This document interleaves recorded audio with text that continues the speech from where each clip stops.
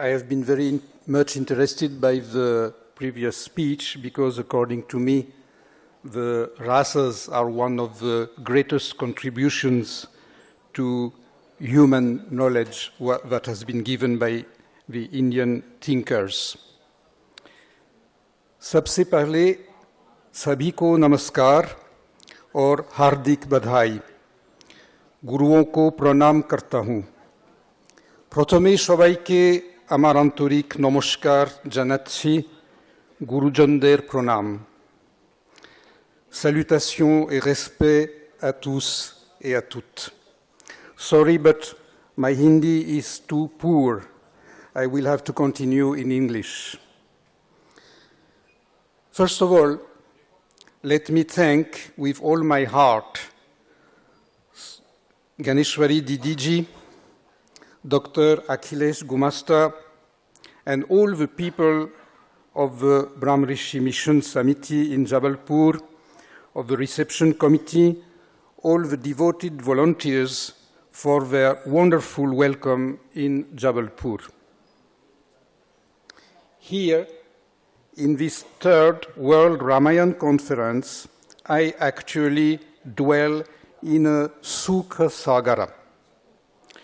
I can really understand here today that India, Bharat, has changed a lot. When I first came to your country some 40 years ago, when I told people that I wanted to study Sanskrit, do research on Ramayana, I am sorry to say that many people were discouraging me. Valmiki Ramayana, Krittivashi Ramayana, these are old things. Everything has been done. Rather work on contemporary literature, on subaltern studies, etc. Fortunately, I was not discouraged, and I never abandoned my project of comparison of Bengali Krittivashi Ramayana and Sanskrit Valmiki Ramayana, as well as my project of translating Valmiki from Sanskrit to French. And today, I realize it was the right way when I see your enthusiastic conference, this wonderful audience, with people coming from all over the world, Indonesia, Thailand, Bangladesh, Sri Lanka, America, and a specific mention for Mauritius. Lord Rama unites us here for the best of knowledge and wisdom. The name of Ramayana is attached to the name of India. As soon as a non-Indian is curious about India and tries to know about the Indian civilization, he or she comes to know that Ramayana is one of the most valuable works of the Indian literature and simultaneously one of the major Hindu scriptures, as well as the Vedas, Mahabharata, Bhagavad Gita, and many others. Being a paragon of Indian soul, can Ramayana be heard by non-Indians as a universal voice? Thinking of an answer to this question, I would like to examine how the non-Indian world, especially the Western world, discovered Ramayana. I will emphasize upon the appreciation of Ramayana as a masterpiece of world literature. Ramayana is definitely one of the best gates to Indian civilization. We can try to define how it bears universal values and in which particular fields of human common interests.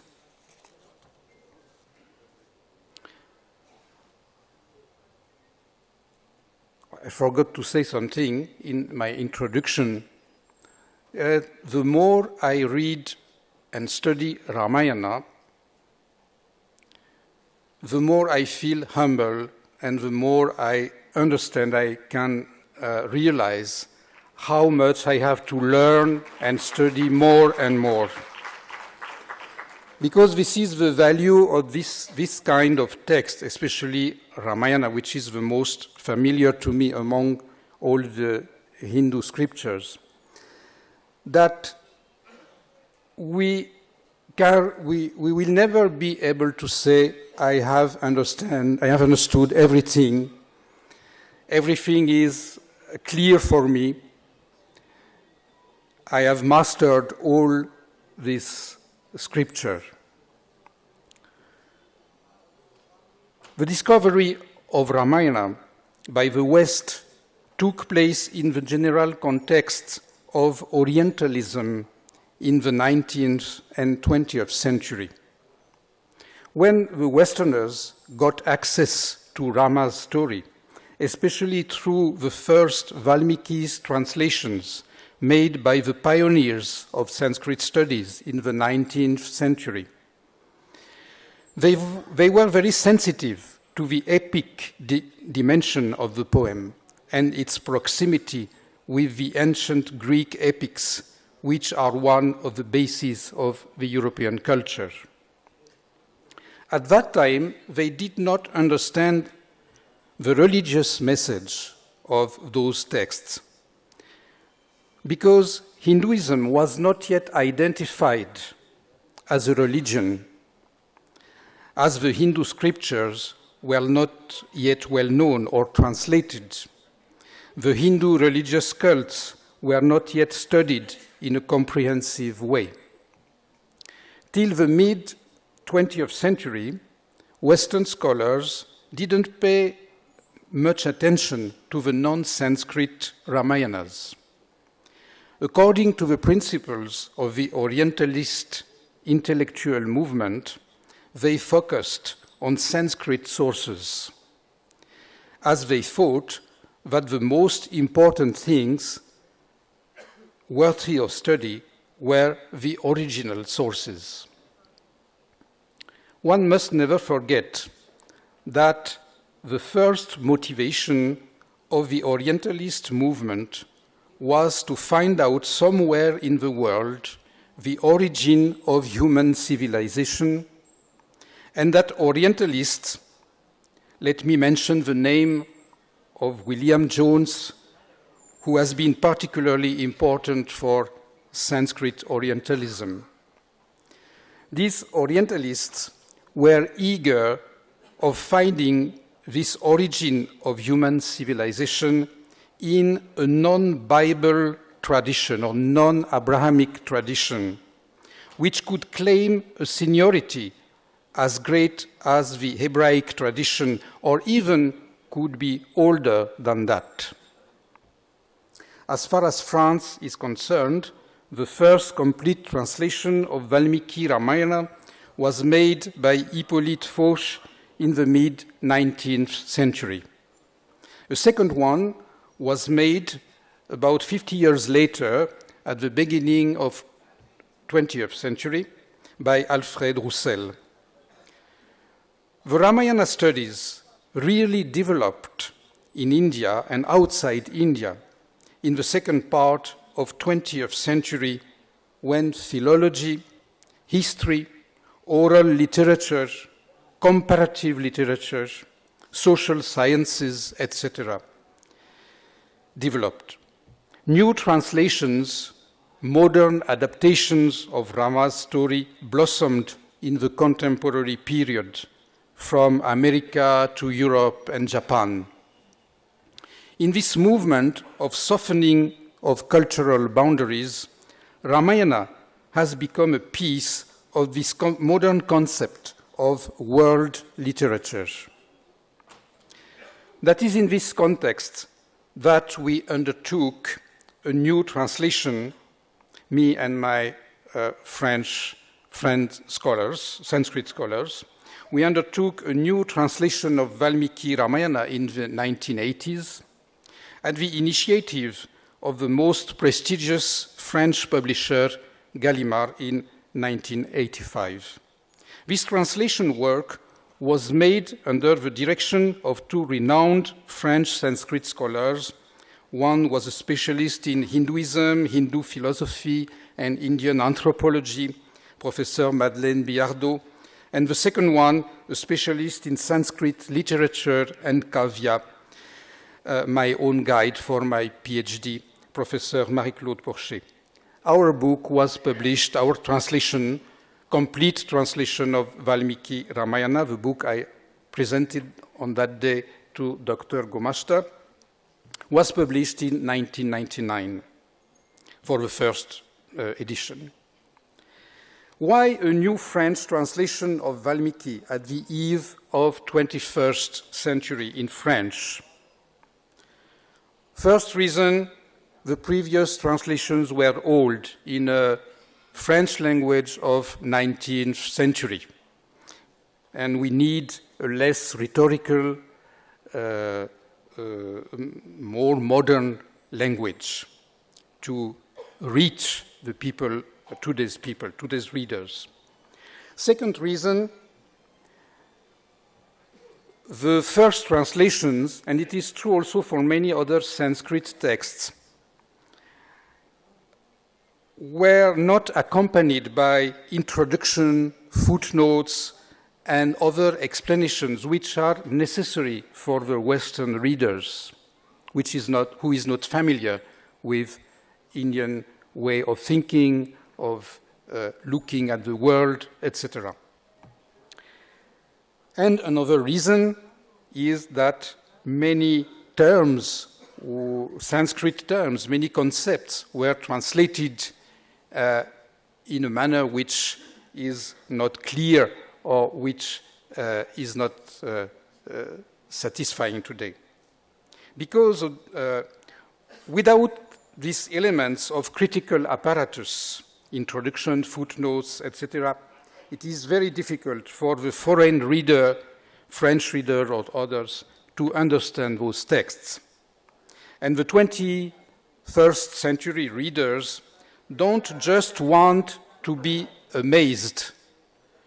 They want also to understand the words and what is behind the words, if possible. I was particularly interested yesterday by the words of Professor Armstrong and his project of decolonizing the Sanskrit texts. I am proud to say that our French translation of Valmiki is, to a larger extent, a decolonized one. Why? Because rather than translating in bad or incomplete or Christianized or Europeanized ways the Sanskrit concepts, we were very much conscious that we have to make the French-speaking readers familiar with many of the Indian concepts, such as dharma, varna, kshatriya, yuga, and many, many others. So we didn't translate those words, we kept them in Sanskrit, and of course we gave a lot of explanations so that the French-speaking readers can, maybe they will not understand immediately the full thing, the full meaning, but at least they will have a better idea and take the measure of the complexity of these concepts. Our concern in translating Ramayana was not only to make accessible to the French readers the story of Lord Rama, but we thought it was an opportunity to give to the French audience some keys to understand the major concepts of the Indian civilization, which are not translatable from Sanskrit to any other language. Our Valmiki Ramayana in French is intended as an introduction to Indian civilization, Indian conception of the world, Indian imagination, etc.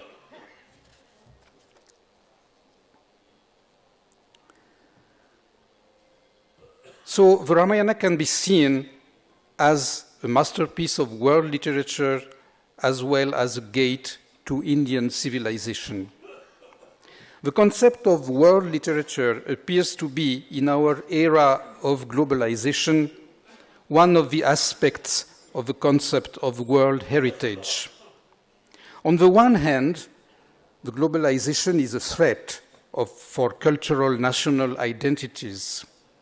And for this very reason, it is accompanied by attempts to preserve the national cultural heritages of each civilization and country in the world.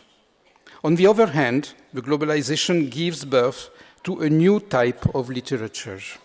This literature is partly constituted by great masterpieces from different parts of the world, translated in various languages of the world.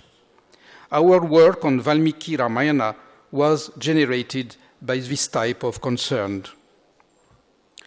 In the era of globalization, no culture can remain confined within itself. It must concern itself with its reception by other cultures. That is why, nowadays, a masterpiece such as Ramayana cannot be considered only as a Hindu heritage or Indian heritage, but should be seen also as a world heritage.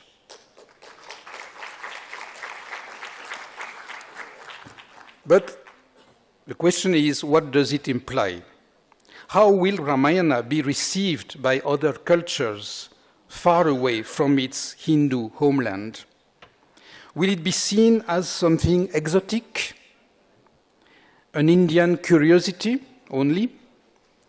Or can other cultures be deeply sensitive to the beauty and the messages of Rama's story? If it is to be so, it involves a part of cultural appropriation. The question is how this, of course, respectful cultural appropriation is possible. The first way, maybe, according to my own experience, is the literature.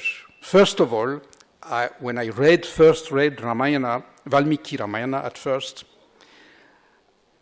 I read a beautiful story, a beautiful poem.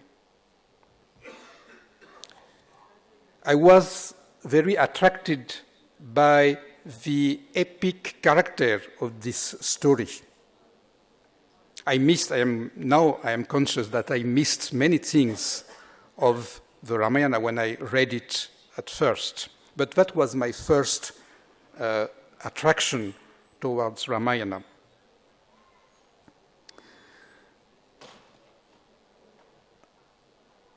Second came the approach of moral values, when I could go deeper inside the text.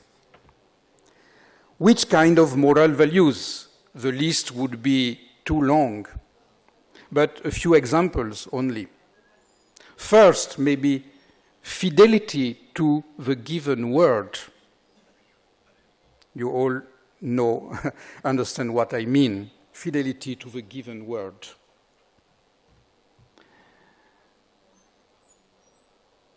The first, maybe, important thing with Lord Rama is fidelity with the given word. Second example, family ties, husband, wife, brotherhood, brother and sister-in-law, etc., etc. Third example, friendship, like friendship of Rama, Lord Rama and Sugriva. And many other, like compassion, sense of duty, devotion.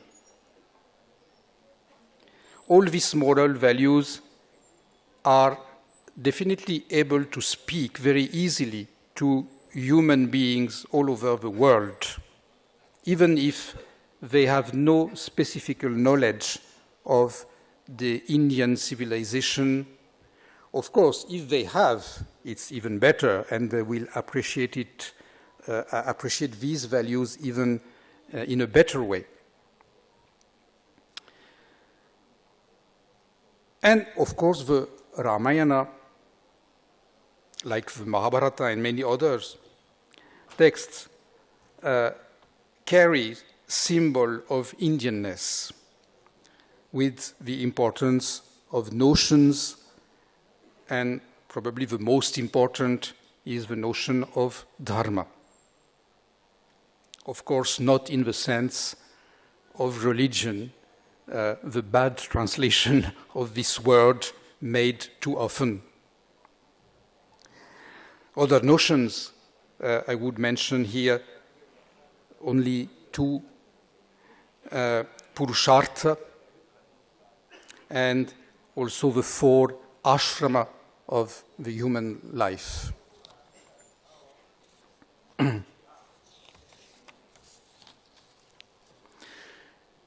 Ramayana is universal because it conveys universal values. These values are expressed in Ramayana, of course, from the Indian viewpoint. But this viewpoint can be shared by everyone in our world. It just requires this friendly approach, this benevolent attitude that I am curious about what comes from an alien culture, a culture I do not know, but I think I have a lot to learn from it. The beginning of the Ramayana, in Valmiki version especially, is a matter of emotion, human feelings. Rishi Valmiki witnesses the cruel murder of a bird in love with the partner. Valmiki is overwhelmed by emotion. First of all, compassion for the victim of the cruelty.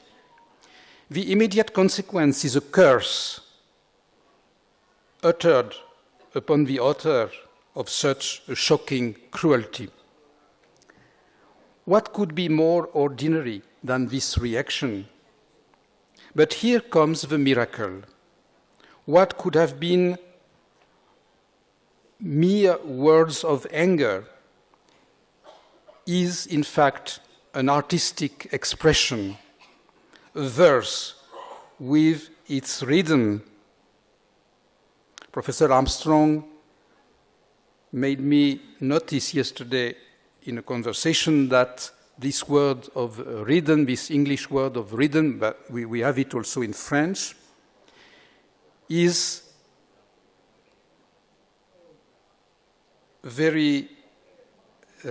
is related to the Sanskrit word rita. So a verse with its rhythm, its prosody, a new type of poetical form.